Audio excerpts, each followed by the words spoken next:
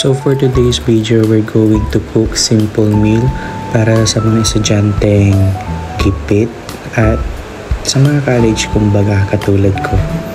So here, as you can see, I'm just cooking a soup. Bale, ayan is yung mushroom soup. Yeah, and it's my favorite since ang sarap talaga. And here, I'm going to cook adobo. Bale, it's a poor version, basta low budget version ng adobo. Sibuyas, bawang, luya, sibuyas.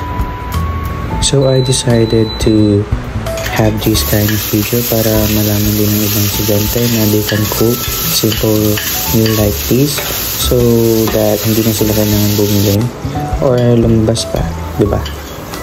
So it's a simple way on how to cook adobo, so I hope you will learn from this. Dapat medyo brown before ilagay yung luya.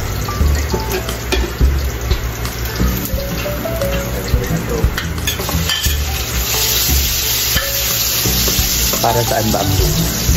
Ang luya is for pampatanggal daw ng lansa, sabi ng aking mama. Yeah. So kahit konti lang, since 3 pieces lang naman ang chicken yung iluluto ko. Pwede rin ng lunch and dinner. May soup na din naman. Diba?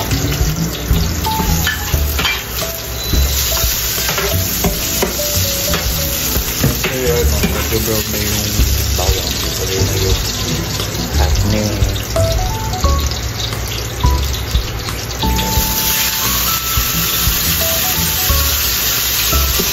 So, bali, gigisahin lang din natin yung meat dito or yung chicken side by side para well done.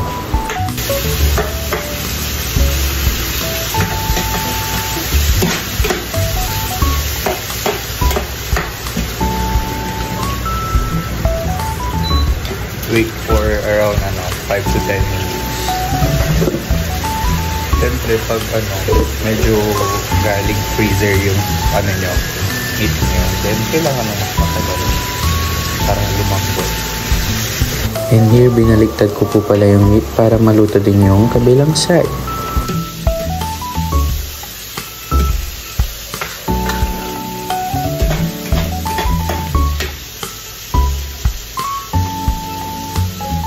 And since tapos na ang paggigisa ng meat, kailangan na natin ilagay yung mga condiments natin like toyo, suka, oyster sauce, and sugar. Bali, I put po pala ng magic syrup since I don't have paminta and I think this will do. Kailangan din natin ito.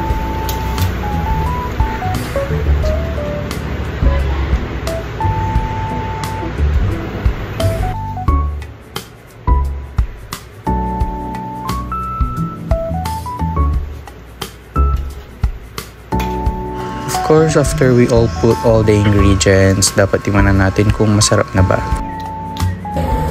Then, prepared ko na lang mamaya pagkatapos nun. Then, kakain na. So, it's our lunch time. 1:11 p.m. Yeah. It looks so yummy na. Taste this. Yung soup niya.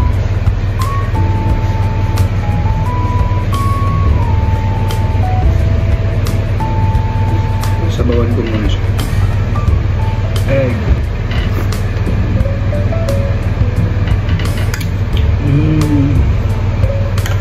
Miss ko yung luto ni mama. Chicken muna.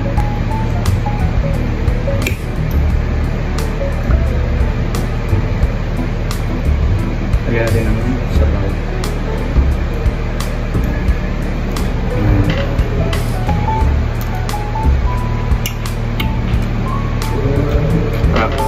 Mayambot.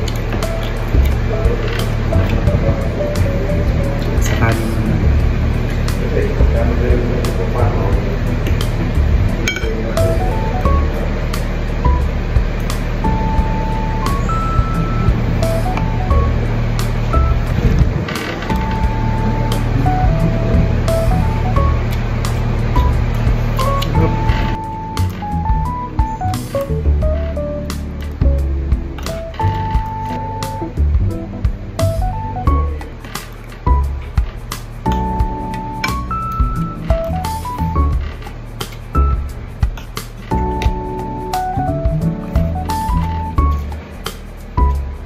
So that's all for today. Thank you for watching. Mwah, mwah, mwah, mwah, mwah, mwah.